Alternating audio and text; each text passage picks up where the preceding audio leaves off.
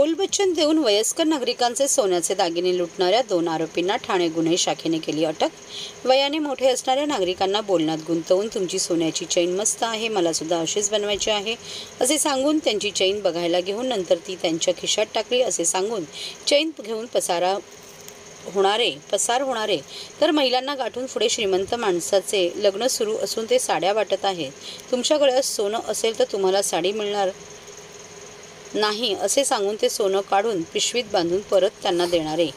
त्या दरम्यान हातचलाखी करून सोनं घेऊन लंपास करणाऱ्या 2 अट्टल चोरांना ठाणे गुन्हे शाखा युनिट 4 ने अटक केली आहे।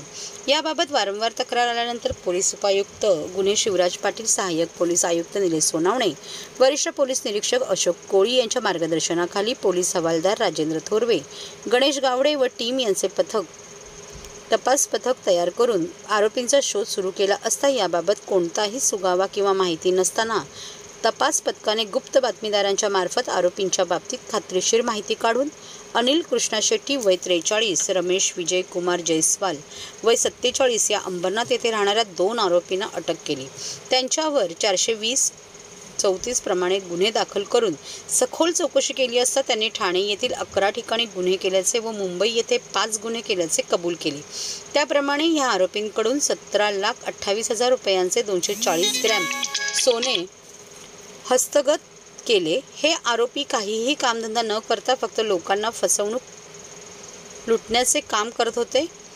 हे दोन्ही आरोपी नुकतेच जेलमधून सुटून आले होते। जेलमधून बाहेर येताच त्यांनी परत आपले धंदे सुरू केले असल्याची माहिती पोलीस उपायुक्त शिवराज पाटील यांनी दिली। तसेच त्यांनी नागरिकांना आवाहन केले आहे की अशा भुरट्या चोरांच्या भूलथापांना बळी न पडता अशा प्रकारे कोणी फसवत असेल तर त्वरित जवळच्या पोलीस स्टेशनला संपर्क करावा। ठाणे पोलीस आयुक्तालयाच्या हद्दीमध्ये आणि बाकीच्याही आसपासच्या कमिशनरेटमध्ये बतावणीचे बऱ्याच घटना या ठिकाणी झालेल्या निष्पन्न झाल्या होत्या। त्या अनुषंगानं हे आरोपी आपल्याला याच्यामध्ये मिळणं अपेक्षित होतं। त्या अनुषंगानं युनिट 4चे सिनियर PI राजू सोनवणे त्यावेळेचे आणि सिनियर PI आता चार्ज घेतलेला अशोक कोळी आणि त्यांची पूर्ण टीम यांना एक इन्फॉर्मेशन होती की एका ठिकाणी हे आरोपी येत आहेत।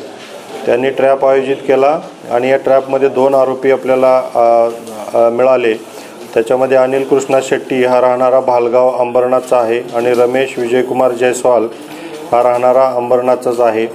हे दोघं आपण त्यांना ताब्यात घेतलं। त्या ठिकाणी त्यांच्याकडून जवळजवळ इंट्रोगेशनमध्ये आपल्या पोलीस ठाणे पोलीस आयुक्तालयामधले 11 गुन्हे याच्यामध्ये ओपन झालेले आहेत आणि मुंबई पोलीस आयुक्तालयामधले जवळजवळ 5 गुन्हे ओपन झालेले आहेत। या ज्या 11 गुन्हे आहेत याच्यामध्ये जवळजवळ 24 तोळे सोनं यांनी यामध्ये बतावणी करून फसवणूक करून नागरिकांच्याकडून घेतले होते। तर हे 24 तोळे जे 240 ग्रॅम दागिने आपण आणि हे 3 महिन्यापूर्वीच बाहेर आलेले होते आणि पुन्हा हे बतावणीचे गुन्हे यांनी केलेले निष्पन्न झालेलं आहे। तर अतिशय चांगलं डिटेक्शन या ठिकाणी युनिट 4नं केलेलं आहे। यामध्ये ACP detection 1 Nilesh Sonawane, senior PI Ashok Koli, senior PI Raju Sonawane आणि त्यांच्या टीमनं अतिशय उत्कृष्ट असं काम केलेलं आहे। याच्यामध्ये आणखीनही काही नावं निष्पन्न होत आहेत। असे बतावणी करणारे जे आरोपी आहेत आणखीन काही नावं निष्पन्न होत आहेत। त्याच्यामध्ये तेही आपण अरेस्ट करून आणखीन काही गुन्हे याच्यामध्ये उघडकीस येण्याची शक्यता आहे।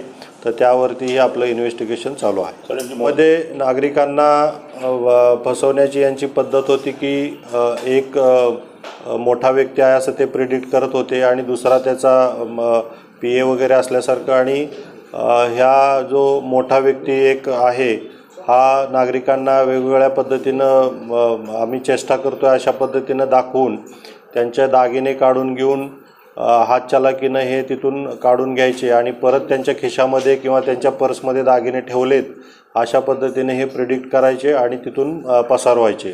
तर अशा पद्धतीचं बतावणी आहे। बतावणीचे आणखीनही काही मोडस त्यांचे असतात की पुढं मोठं लग्न चालू आहे, त्याच्यामध्ये साड्यांचं वाटप चालू आहे आणि आपल्या अंगावरचे दागिने बघितल्यानंतर आपल्याला साडी मिळणार नाही, ते दागिने काढून ठेवा।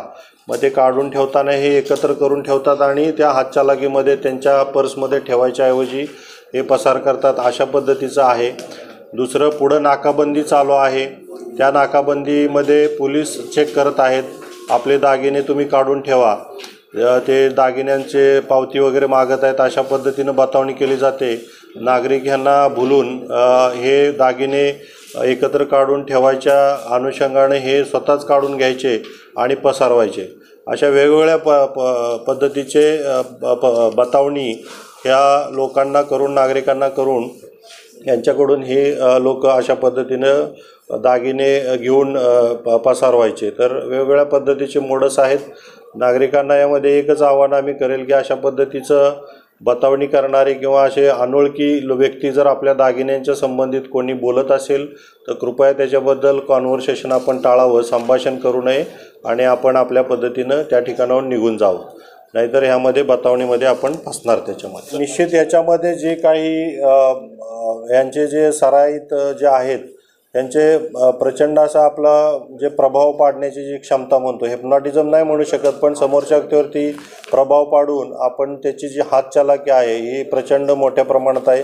त्यांना नागरिकांच्या लक्षात पण येत नाही की त्यांच्या पर्समध्ये ते दागिने ठेवलेत किंवा त्यांच्या खिशात ठेवलेत, काहींनी स्वतः लंपास केलेले आहेत. एवढी त्यांची त्याच्यामध्ये हातचलाकी आपल्याला दिसून येते.